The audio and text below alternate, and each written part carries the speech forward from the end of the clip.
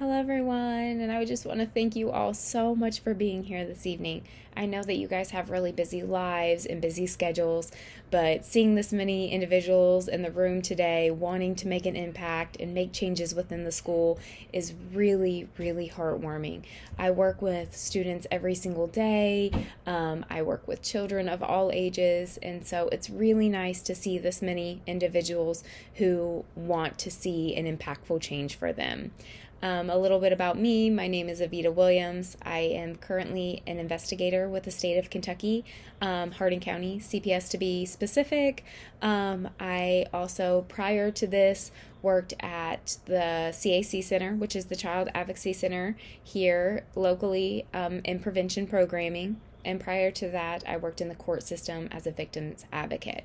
So working with individuals of trauma has been very impactful in my own life and actually really valuable. And I have enjoyed it so much that I'm actually getting my second master's in social work specifically. So sometimes I think it's kind of funny that I am a social worker, but I'm also going to get my master's to further that education and better myself. Today, what we're focusing on is creating trauma-informed schools.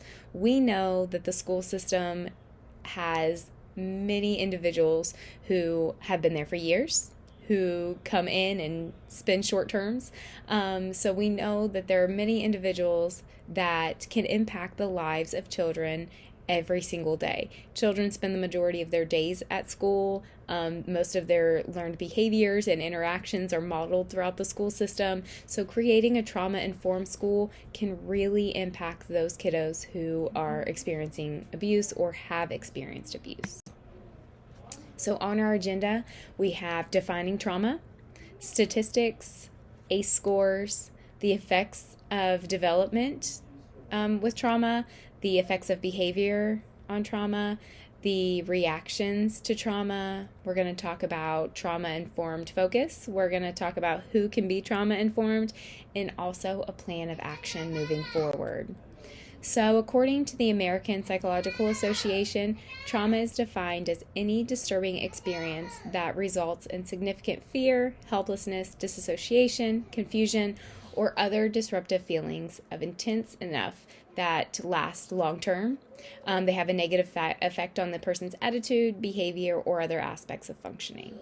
So when we think about traumatic events, they can be caused by human behavior, nature, things like natural disasters. They could influence an individual's perspective on how they choose to continue to live their life, how they raise their own children, and also how they feel safe in the world itself or even in their environment. When we look at statistics in Kentucky, one thing that I really want to point out is that the child abuse ranking is really high. We are in the top 5. In 2024, there were 14,505 Kentucky children who were victims of abuse or neglect. So those numbers are high statistically, and what we want to see is those numbers go down. And of course, in the school system, we can't take away the abuse that happens at home, but we can look at these numbers, understand the prevalence of the problem, and then decide what we are going to do within the school system to combat these numbers, to help assist long-term with the effects of these numbers. So when we think about ACE scores, ACE scores are really important to understand. I'm sure all of you in here have heard the term or have had the training on it. Adverse childhood experiences are traumatic events that occur prior to the age of 18. These often result from abuse, neglect, or a dysfunctional household. So when we think about taking an ACE score test, it is going to be broken down into 3 sections. And those 3 sections are going to be the abuse, the neglect, and dysfunction within the house. So the higher the score, the more likely that there's going to be adverse events. The more likely the impact is going to be. So these adverse events The more that they are, the higher the number that they are, the more significant stress and negative impact it's going to have on the child's health far into adulthood. So we're talking about long-term chronic health diseases, being more susceptible to colds, to the common flus, things like that. They have a higher risk of mental illness or even a higher risk of substance abuse. So understanding ACE scores and how they impact children is really important as well. So when we look, this is a really good blurb that was pulled from the Cleveland Clinic. Adverse childhood experiences. These are signs of an adverse childhood experience. Now, while these could be signs, these are not all of the signs. So fear of other people, things like bedwetting, difficulty showing affection, difficulty sleeping or frequent nightmares, changes to their moods or behaviors, difficulty learning in school, avoiding situations or events that relate to the traumatic experience. So if you see that picture right there, there's a really hot fire. So a child who is burned by a cigarette, for instance, big burn of a cigarette on their leg. That's a very traumatic event. It's very painful. Depending on the age, they're likely to remember it for a while. So let's think for a second. If a child is near a hot stove, they're going to feel the heat from the stove, and it's going to trigger that memory. So will the behavior start escalating around something hot? Will their behavior start becoming erratic or chaotic? So it's really understanding that simple minor things that have some sort of smell or sense that causes a trigger could really impact the rest of that child's day with their behaviors or their interactions. So when we look at how trauma affects development, let's think about the cognitive. So think about their ability to learn, their ability to pay attention, to sit still, to process information that's being given to them. They're sociological, so they're fight or flight. Are they constantly in fight or flight? Again, their susceptibility to infection. Think about behavioral, so their fear signal, their emotional dysregulation, and any vulnerabilities they may have. These effects of trauma interfere with a child's academic achievement, their stress factors, and also their classroom behaviors. So what I really, really want to stress is that a child's ability to learn within the classroom greatly strives on their ability to feel safe. If a child does not feel safe in their environment, they will constantly stay in that fight or flight mode where they're moving all over, or they're fidgeting, or they have this inability to process information because every time they're told something or they're trying to recite something or learn something, all they have is their brain twinging back and forth because they cannot get out of that fight or flight. They can't stop and have that calm moment. So it's important that inside the classroom, the child feels safe. Reactions to trauma. So they have higher suicide rates, difficulty adjusting in new settings. They might struggle to manage independently. They may have a lack of confidence or low self-esteem, depression or anxiety, hypervigilance, and constant worry. Those are all things that could be reactions to trauma. So what does being trauma-informed really mean? So schools who are trauma-informed use scientific, evidence-based practices and policies to ensure that the environment of the students is not only physically safe, but also psychologically safe for the child. The environment is going to foster a sense of security in which a student can recover and adjust to any changes that are made. A student will be able to thrive in an environment that is trauma-informed. So I really want to focus on who can be trauma-informed, because what is really important is that everybody and anybody can be trauma-informed. We think about our guidance counselors being the only ones to run that show, but that's not the case. Everyone in the school system can be trauma-informed. So let's think about teachers for a second. We have no tolerance policies a lot of the time within school.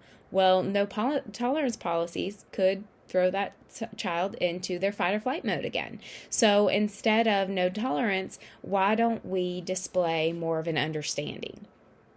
More of a trauma-informed approach. So can we get down to the child's level, ask them what's wrong, try to determine where they are lacking confidence, where they are lacking that ability to achieve the goals that they're trying to achieve, and really flip and make a change for those students.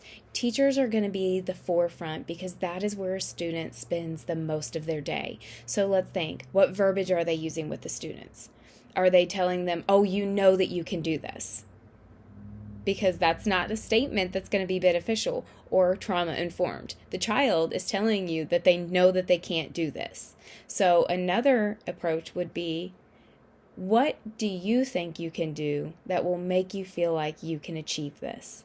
Rephrasing certain things to be trauma informed is really helpful. Front desk staff. This is a big one too, because a lot of the time we have our absentees or our tardy kids who have experienced trauma, maybe have a mom or dad who are addicted to drugs, so they come to school often very late and tardy. So the front desk person is the very first person that student's going to see in the school.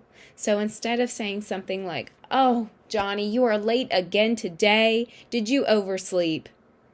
Instead say, oh, good morning. It is so good to see you, and I'm so happy you came to school today. Lunch staff.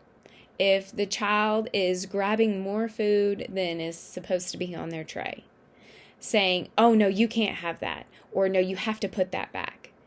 Take a trauma-informed approach. Talk to the student on a one-on-one with maybe the principal or lunch management. Determine, is the child getting food at home? And how else can we support them? Is there extra food that they can bring home in the food sacks? Is there a way that maybe they could have something extra at lunch? Kind of navigating those challenges. Janitors, that's another one that we don't think often, but janitors, they see the kids running in the hallway, so they shout, no running in the hallway, or you guys don't ever listen.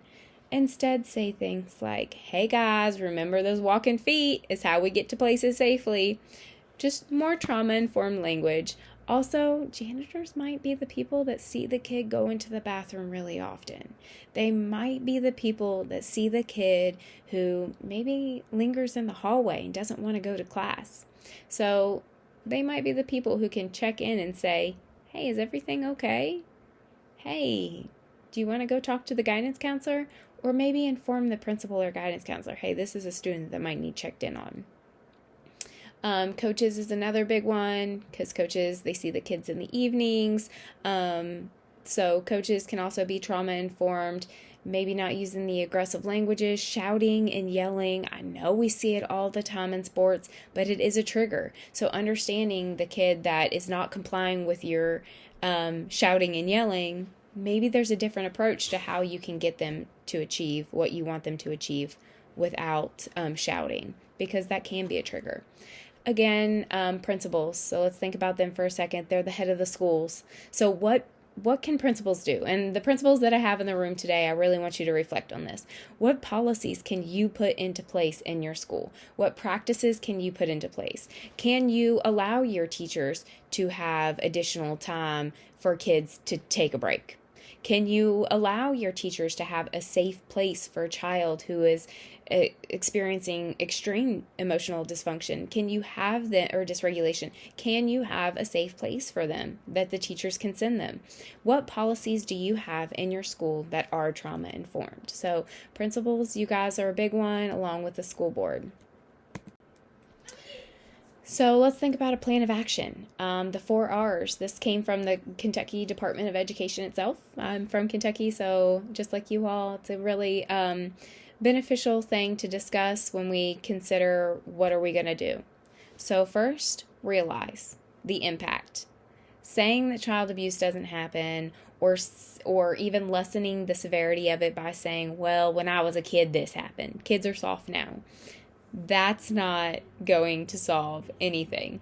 Realizing that, hey, the impact of abuse is real. We've got to talk about it. We've got to realize the impact that abuse has on kids and how prevalent it is, and we need to do something.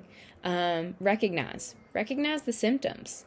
A kid's behavior usually is a result of something. So the kid that is the bad kid in the classroom or the kid that never listens, recognize those symptoms. Did something happen to them in the past? Could something potentially be happening to them right now causing the behaviors? We respond, again, through those policies and practices. What can your school implement? And resist re-traumatization. And I want to talk about this for a second, because individuals who are trauma-informed often get told repetitively about other people's trauma. So secondary trauma is a real thing. We want to take care of not only ourselves, those who are being trauma-informed in our actions, but also avoiding re-traumatization of the child. So we don't want to do anything through our own actions that's going to cause more trauma to the child. Something like questioning them about their abuse or badgering them for more answers. That could be traumatizing. So we don't want to do anything like that. But we also want to ensure our own safety and our own self-care as well. And I want everybody to take the final moments and just think about one small change. What is one small change that you can take back to your schools, whether you're a teacher, whether you are an admin, a principal, a guidance counselor, an aide, whatever impact you have within the schools? I want you to think of one small change that you can do. And when I say small change, I mean, can you say good morning? I'm happy you're here today. Can you say today is going to be a great day and you're going to achieve great things? Because those are small changes. Leaving today, I don't expect policies and implementations to be put into place. But I do think that together we can make small changes, which will create those trauma-informed schools. Thank you guys so much for being here again today.